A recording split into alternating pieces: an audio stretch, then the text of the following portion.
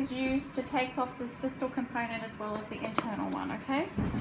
So it's a little thing that comes like this, and I'm going to get you to help me with this as well, which is why I sat you up a bit then. I might sit you up a bit. Actually, your thing is just there. Can you sit up a little bit more for me? Okay, so this goes on the distal end here. The T-handle locks that into the sleeve, the groove there. The little nut goes in there. Now, Mr. Francis, you're going to be able to reach down that far. I'm just going to tighten that down on there. Now, if you can hold that for me, on the end of this is another hex driver that goes in here.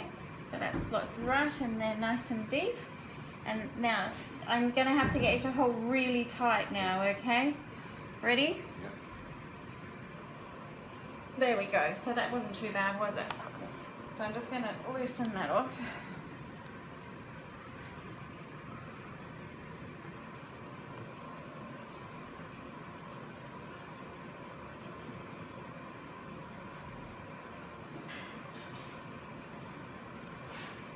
Now this is where if you want to check whether or not the internal locking screw is tight, you then use the Allen key again to go inside there and tighten up the internal locking screw. But in Mr. Francis's case, we're actually going to take all the componentry off.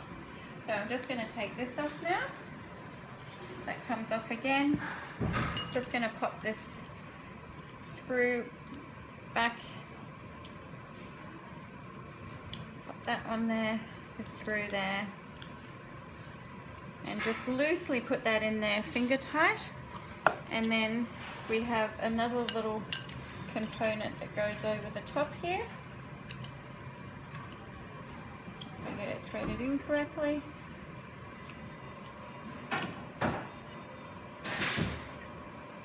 This bushing actually doesn't need to be on there, it's irrelevant. And these little handles come off here.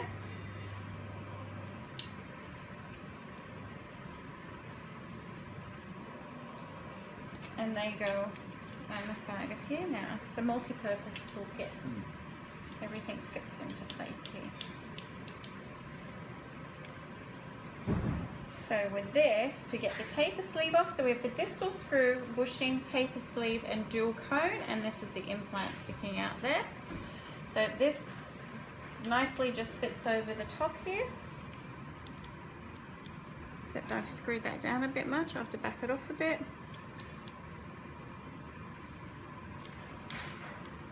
And then I start to wind this up again. If I can get you to hold this for me, what this will do as I'm winding down here is it's actually pulling the bottom bit up, and it's actually going to pull this off. Okay, ready? Oops. And it's loose already. There we go. That's as much as that needed then.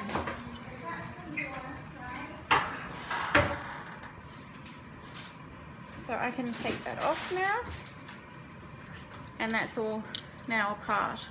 It's a little bit rusty there, but it's all pulled apart now. And to put it back on, essentially the taper sleeve goes on first. That gets tapped on with a hammer lightly. The bushing goes on the distal end with the alignment corrected as the prosthetist would like to have it. Then we put the circular clamp or holder back on.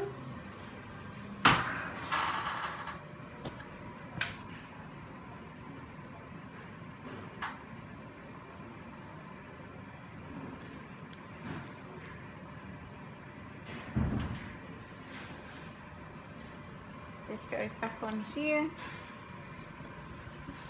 Tighten up with the little T-handled Allen key.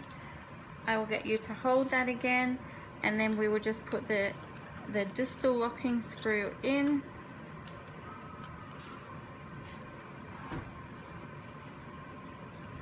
And then that would be tightened once again with the handle here. The large size at the end there goes in, and then we would continue to turn that until it was seated right down and you couldn't turn it any longer, as hard as you can.